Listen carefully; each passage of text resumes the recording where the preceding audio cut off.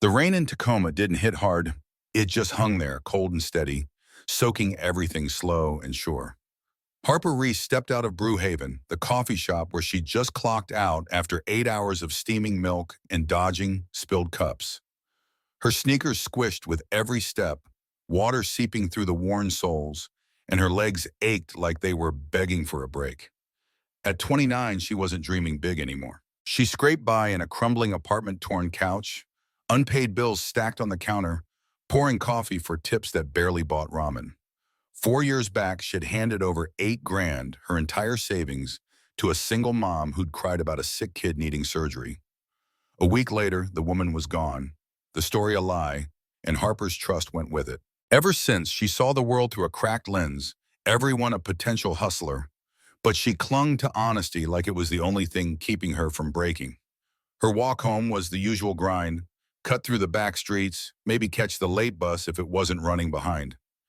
The rain picked up as she hit 12th Street, slapping her hood and turning the streetlights into fuzzy halos. That's when she saw him, a guy in a dark hoodie, hunched near an old oak tree, fumbling with something in his hands. He looked jittery, head darting side to side like he was late for a deal. Before she could figure him out, he dropped a black leather wallet onto the wet pavement and took off, boots pounding the asphalt. "Hey!" Harper yelled, her voice slicing through the downpour. But he didn't stop, just rounded the corner and melted into the dark. She stood there, rain dripping off her chin, heart thumping a little too fast. This wasn't her problem. Could be a trap another con, like the one that cleaned her out. But her feet moved anyway, pulling her to the wallet like it was calling her name. She crouched down, the cold biting her knees, and picked it up. A scrap of paper slipped out, scribbled with "drop 9 p.m." in smudged ink. She shoved it back, figuring it was trash. The leather was smooth, heavy, not the kind of thing you'd find at a gas station. She glanced around, no one, just the distant rumble of a truck. Against every instinct screaming at her, she flipped it open. Cash stared back, 50s, hundreds, a thick stack that could wipe her rent slate clean. A black credit card gleamed, the fancy kind Shed only heard about, and behind it a business card. Jasper Cole, Cole Dynamics, Tacoma branch. No number, just an address downtown. Harper's breath hitched. That money could fix everything: pay the landlord, cover the heat bill she'd been dodging, maybe even buy a week without worrying. "Take it," a voice whispered in her head. No one's watching. But then the memory crashed in the single mom's shaky voice. The empty bank account. The way Harper had stood there like an idiot, believing, her fingers tightened around the wallet, rain streaking down her wrist. "Not doing it again," she muttered, jamming it into her jacket pocket. She wasn't keeping it. She'd return it not for some pat on the back, but because she'd rather sleep broke than wake up hating herself. Back in her apartment, the radiator hissed like it was on its last legs. She kicked off her wet shoes, the thud loud against the peeling linoleum, and dropped her bag by the door. The kitchen light buzzed on a weak bulb that flickered like it was about to quit, and she set the wallet on the table, its dark shape stark against the chipped surface. The place reeked of damp walls and yesterday's coffee, but it was hers. She peeled off her soaked jacket, draped it over a chair, and sat down, staring at the wallet like it might spill secrets. Jasper Cole. The name rang a faint bell, maybe a headline Shed skimmed, maybe nothing. Who was he? And that guy in the hoodie thief? Messenger? Another liar setting her up to fall? She'd trusted once, given everything to a sob story, and it left her with nothing but suspicion. Now every shadow hid a hustle, but she couldn't just ditch it. She'd find this Jasper Cole, hand it over, and walk away clean. No games, no traps, just one solid move in a world that didn't care. She grabbed her phone, the cracked screen flaring to life, and typed his name into the search bar. The rain kept tapping the window, steady and cold, waiting to see what she'd dig up. Harper's phone lit up the dim kitchen, the cracked screen casting a harsh glow across the table where the wallet sat, still damp from the rain.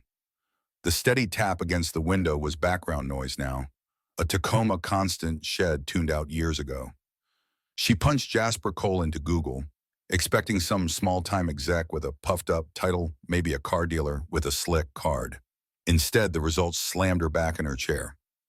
Jasper Cole, 32, CEO of Cole Dynamics, Tacoma-based tech titan.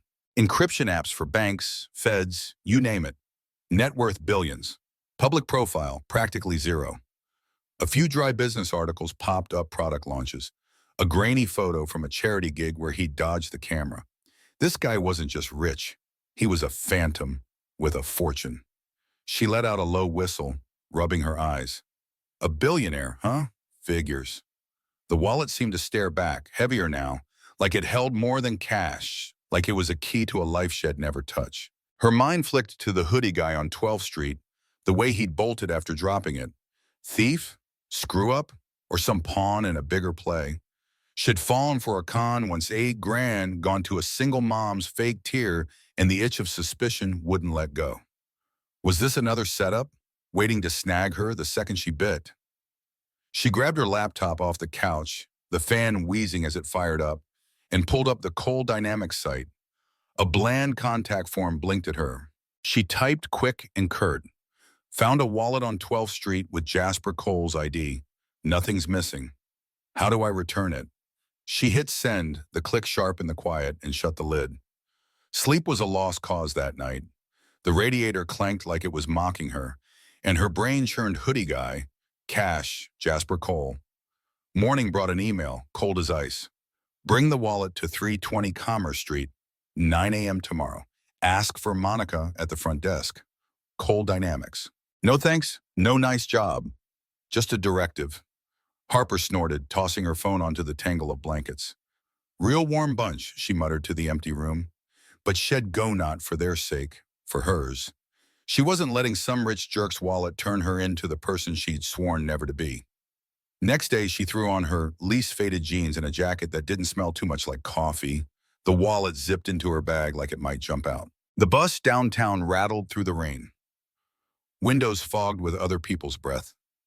320 Commerce Street rose up a gray glass monolith that sucked the light out of the sky, all sharp edges and money. The lobby hit her with a blast of cold air and the faint whiff of polish. A receptionist, headset glued to her ear, barely flicked her eyes up. Monica, Harper said, voice flat. 15th floor, the woman replied, pointing to the elevator like Harper was wasting her time. The ride up dragged, the hum of the elevator grating on her nerves. When the doors parted, a woman in a beige blazer stood waiting Monica. No doubt her watch catching the light like it cost more than Harper's rent. You've got the wallet? She asked, tone clipped, hand already out. Harper pulled it from her bag, handing it over. It's all there. Monica flipped it open, quick and efficient, then paused, her eyes narrowing. How do I know you didn't pocket something first? Think you're some hero for this? She tapped her manicured nails on the desk, a smug little rhythm that made Harper's blood simmer. Check the cameras on 12th if you're so paranoid, Harper shot back, her voice hard. I didn't touch a thing. I'm not a thief. Monica's lips twitched, like she wanted to argue. Then she shrugged it off. Whatever. We appreciate it. She reached into her pocket and pulled out a thick white envelope, holding it out. Mr. Cole's standard thank you.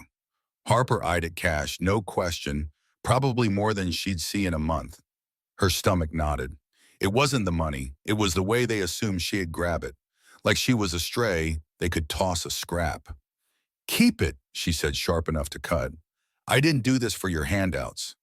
Monica's eyebrow arched, but she didn't push. Your call. She turned away, already typing on her phone as Harper headed back to the elevator. The doors closed, the steel box dropping her down, and all she could feel was the sting of being sized up again, like with that single mom, like she was just another mark. Outside, the rain had thickened, hitting the pavement in loud, wet slaps. She stepped onto the sidewalk, the envelope still in her bag. She hadn't even meant to take it, and stopped at a trash can, its lid dripping. She yanked it out and threw it in, the thud swallowed by the storm. Rain soaked her hair, her hands, but she didn't care. She crossed the street, boots splashing, feeling raw but free. Up on the 15th floor, Jasper Cole stood in his office. The city sprawled gray and wet beyond the glass. The lights were off, the room lit only by the security monitors flickering on his desk. He'd pulled the footage himself. Monica's quick report had hooked him. Woman dropped off the wallet, tossed the reward. Odd. He rewound the lobby feed, watching Harper hand it over, her jaw tight as she snapped, "I'm not a thief." He skipped to the street, come there she was, chucking the envelope into the trash, rain plastering her hair as she walked off, shoulders square. He leaned back, fingers tapping the armrest. He'd left that wallet on 12th Street on purpose, just like he'd done 16 times before in 16 different cities. It started after his dad died. Those words still clung like damp rot. Everyone's got a price, Jasper. Trust is for suckers. Head Bill Cold Dynamics proving that true. Watching people grin for his cash? Not him. The wallet was his quiet rebellion, a test to find someone good, someone real, to convince himself he wasn't chasing a ghost his dad had buried. 16 times they'd kept the money or begged for more, and it felt his old man smirking from the grave. Until her. She didn't just return it. She rejected the payoff like it offended her, storming off into the rain. He zoomed in on the blurry footage, her figure small but steady. No groveling, no games, just a kind of pride he hadn't seen before. His dad's voice had ruled his life, trust no one, pay for everything, but this woman cracked that open. He'd sent a runner to drop the wallet that night, a kid he'd paid to ditch it and run, just like always. But this time it wasn't the same. She wasn't the same. He switched off the screens, the room going dark, and grabbed his coat. He didn't know her yet, but her email had a return address, Brewhaven.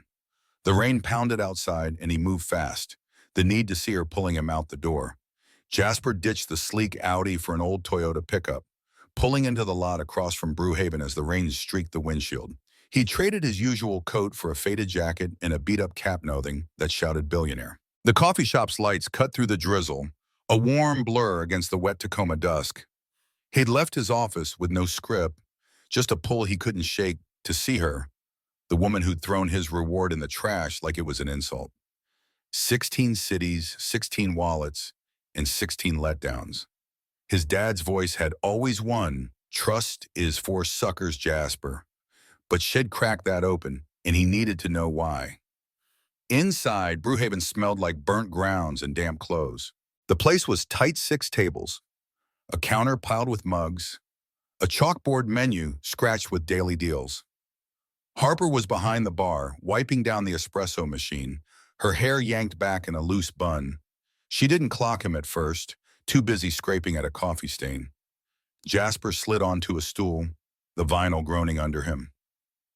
"Black coffee, no sugar," he said, keeping it low-key. She glanced up, gave a quick nod, and poured it without fanfarino chit-chat. No plastered-on grin, just the mug hitting the counter with a soft clink. "Long day?" he tossed out, feeling her out. Harper shrugged, eyes on her rag. "Same old. You?" Her voice was dry, like she didn't care much either way. He sipped the coffee hot, bitter, no frills. Just passing through, needed a warm-up. She gave a half nod, stacking cups behind her, but he caught the quick flick of her gaze sharp, sizing him up. He liked that. No fluff, no play acting. He left a crumpled 5 on the counter and walked out, the bell above the door jingling as the rain swallowed him up. He showed up again the next day. Then the day after. By the 3rd time, Harper tagged him the regular. Black coffee guy, right on time, she'd say, a smirk tugging her mouth as she slid the mug over. He'd grin back, keeping it easy. Gotta stick with what works. She didn't ask his name, and he fed her Jake Cartera throwaway lie he'd cooked up on the drive over that first night. At first, they stuck to small stuff, rain sucking lately. Some idiot on the news, the guy who'd knocked over a creamer and blamed her. But over weeks, it stretched longer talks, realer ones, like they were peeling back layers without meaning to.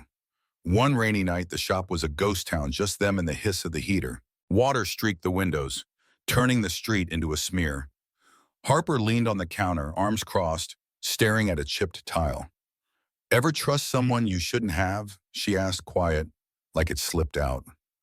Jasper set his mug down, the ceramic tapping wood. "Yeah, too many times." She looked at him then, full on, and he saw the shadow in her eye, old hurt, not fresh. 4 years ago, she said, "I gave $8 grand, everything I had, to a woman who said her kid was dying." She played me good. Took it and split. Haven't trusted anyone since. Her voice was steady, no self-pity, just the raw edge of someone who'd learned the hard way. Jasper's chest tightened. That's brutal, he said, and meant it. My dad used to say the world's all takers. Grew up thinking he nailed it.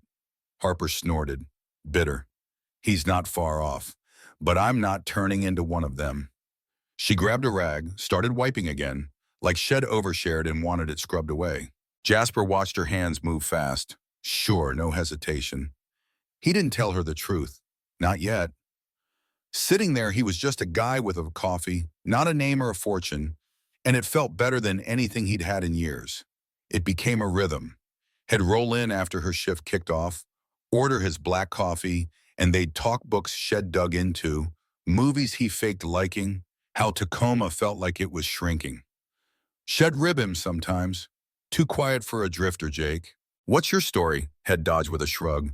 Just a coffee guy. But she stuck with him, not her looks, though she had a hard-earned kind of pretty, but her straight-up way. No flirting, no fishing. She was real, and it pulled him back every time. Then it blew up. Thursday night, the shop was hopping locals. A couple newbies, Harper juggling orders like a pro. Coffee, lattes, a kid's cocoa ash was in the zone. Tony, the delivery guy, barged in with a stack of boxes, spotted Jasper mid-sip, and lit up. Hey, Jasper Cole, knew it was you. Dropped paper at your office last week, 15th floor, right? The air shifted, not silent but close. Harper froze, mug in hand, her eyes snapping to Jasper. The kid whined for his drink, but she didn't budge. Tony rambled on, clueless. Good seeing you out of the suit, man. Catch you.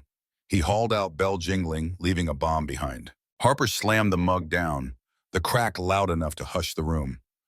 Jasper Cole, she said, low and cutting, like a switchblade flipping out. Every head turned, the buzz dying fast.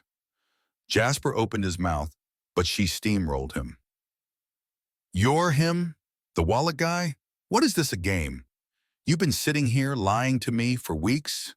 Her hands gripped the counter, knuckles white, the shop a stage now. He stood, hands up, trying to hold the line. Harper, hang on. Let me. No, she barked, loud, pulling every eye. You're a billionaire playing dress-up? What, using me to fight some ghost in your head, like that woman who scammed me? Wasn't enough? Her voice broke, but her glare was steel. Jasper took a breath, hands dropping. My dad said trust is for fools. Everyone's got a price, he'd hammer into me. After he died, I started dropping wallets, looking for someone who'd prove him wrong, someone I could believe in without cash changing hands. 16 times I got takers or grifters. Then you didn't just give it back, you threw it away like it was nothing. I didn't want him to be right, not about you. Prove him wrong, she spat, stepping closer. The counter, no barrier now. So you used me to settle your score with a dead guy? I'm not your experiment, Jasper. I'm not here to fix your messed up head.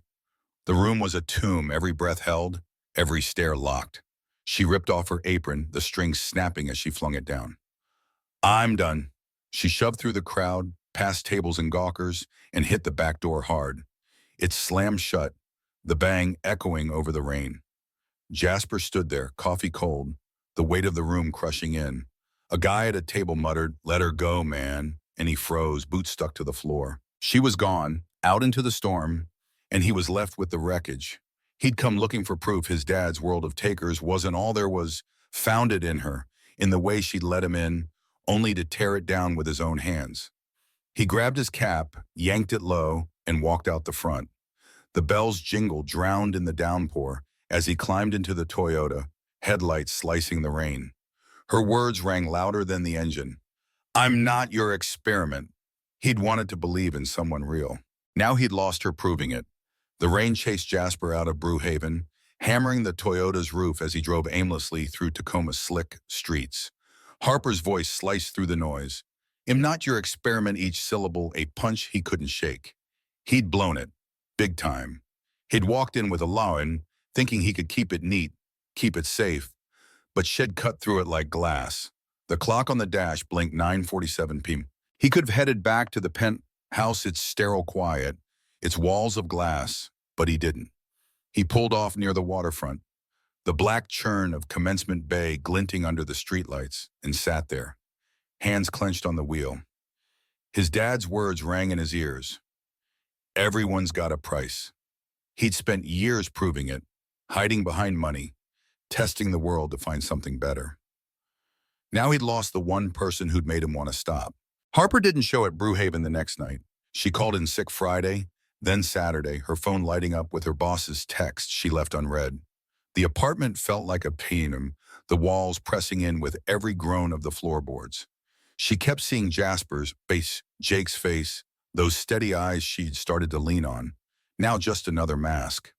She'd let him close bit by bit, and had turned out to be a billionaire running a test, using her to wrestle some dead man's ghost. It wasn't the lie that stung deepest. It was the echo of that single mom sob story, the way she'd been played a fool again. She scrubbed the sink until her hands ached, folded laundry she didn't need anything to drown him out. 2 days later, a knock jolted her door. She ignored it, figuring it was the landlord hassling her for rent. But it came again, hard. She yanked it open, ready to bite back, and found nothing, just a soggy cardboard box on the mat. No label, no name. Her gut twisted.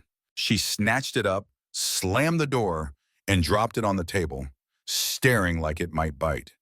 Inside was the wallet, black leather, edges still wet from that night on 12th Street. Next to it, a folded sheet of paper, plain, no envelope. She unfolded it, her breath catching at the tight, uneven handwriting. Harper, I didn't lose that wallet. I left it there, like I did 17 times in 17 cities. My dad swore no one's good without a payoff, and I grew up watching him be right. After he was gone, I started this leaving wallets to find someone who'd trust without a price. To prove I wasn't a fool for hoping. 16 times they took it or bargained. You didn't. You didn't just give it back. You showed me I've been hiding from myself, not them. I'm sorry I dragged you into this. I didn't expect to care, but I do if you never want to see me again. I get it. Everything I said as Jake was real, those weren't lies. Jasper, she read it twice, the paper trembling in her hands, then let it fall. 17 times, this wasn't a fluke, it was a mission. A quiet war had been fighting with himself. Her first instinct was to rip it up, torch the wallet, erase him. But then she sank onto the couch, the wallet in her lap, her thumb brushing the leather. Trusting him again was like walking blind into a storm, but tossing this felt like losing something she'd barely grasped, something real under all the mess. She'd been burned before 8 grand gone to a liar's tears, and every nerve screamed to run. Yet his words stuck. I've been hiding from myself. She knew that game too well.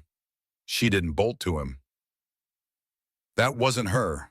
She grabbed her laptop instead, the screen's glare cutting the dim room. She pulled up Hope Tacoma's site a charity shed helped out with years back, before the scam turned her sour. Her fingers hovered, then typed an email. Anonymous. No trace. Need a corporate sponsor for a shelter program. Can Coal Dynamics step up? Details attached. She sent it to their general inbox, a test shed rigged herself. If he meant it, if he wasn't just word shed prove it, without knowing she was watching. She snapped the laptop shut, the sound loud in the stillness, and waited. Jasper saw the email the next morning, flagged by Monica with a note. Charity pitch. Up to you. He skimmed its shelter funding, low-key, no big headlines. Usually he'd kick it to PR, let them cut a check and call it good. But something tugged, maybe the timing, maybe the whole Harper left. He typed back, well funded, send the docs, no fuss, no questions. Monica gave him a look when he told her to move the money, but she didn't push. He didn't know who sent it, didn't need to. It felt like a move forward, small but solid, away from the fortress had built. That night, Harper checked Hope Tacoma's site, anonymous donor fund shelter program, thanks to Coal Dynamics. No press, no Jasper Coal, spotlight, just a line tucked in the update. She stared, her coffee cooling on the table. He'd done it no strings, no show. She grabbed her jacket, the wallet still in her pocket, and headed out.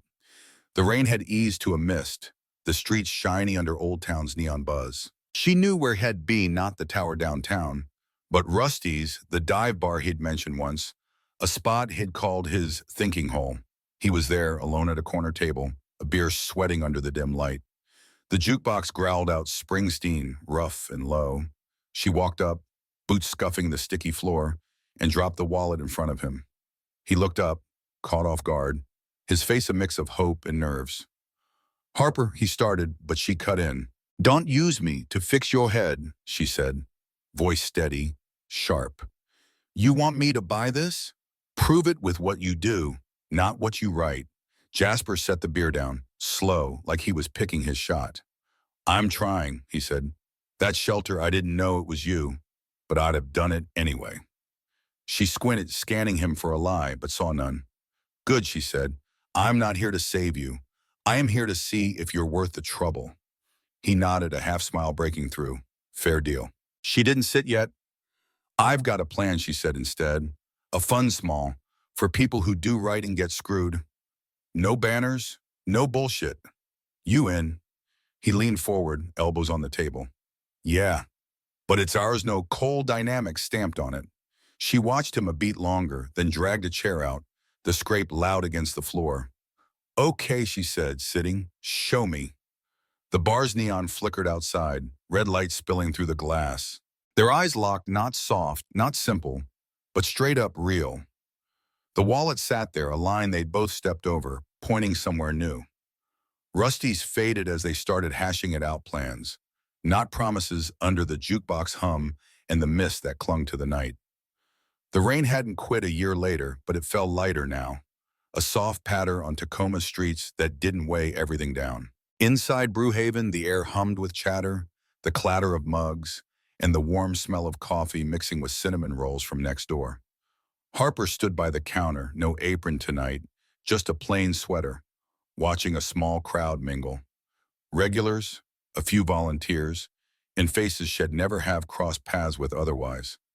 True Roots had started that night at Rusty's, a rough sketch on a napkin between her and Jasper, after he tossed out the idea of saving Brewhaven's shaky lease. Now, a year later, it was real small grants, job leads, a hand up for people who'd done the right thing and gotten kicked for it.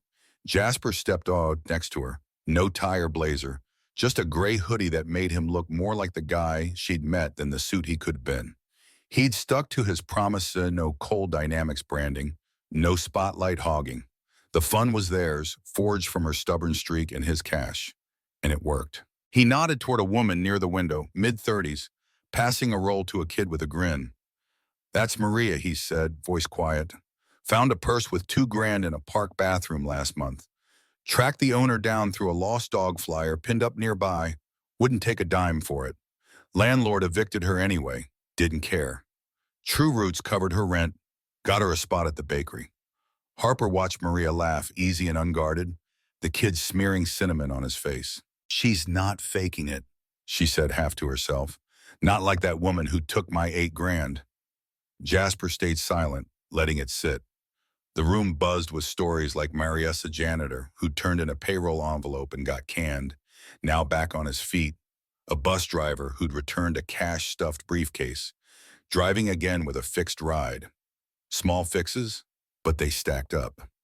Harper glanced at Jasper, catching the steady look in his eye, not smug, just there. Shed tested him that night at Rusty's, and he'd kept showing up. No flash, just results. The crowd thinned as the night wound down, mugs piling up by the sink. Jasper slipped away for a moment, then came back with a scratched-up key dangling from a plain ring. He held it out, the room's noise fading behind them.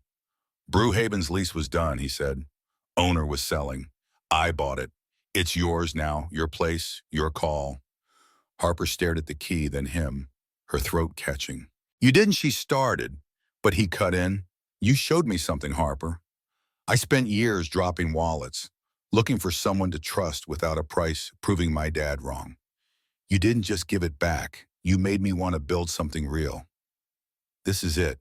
She took the key, her fingers brushing his, but held it up instead of pocketing it. "I'll buy it back," she said, firm. "Every dollar, not because I don't want it, but because I earn what's mine." He grinned, real and unguarded. Knew you'd say that, she smirked, slipping it into her jeans. Better keep up. Outside, the rain tapped the awning, a gentle beat against the dark. They stepped onto the sidewalk, the new sign above glowing soft. True Brew Havenwood, white paint, no fuss.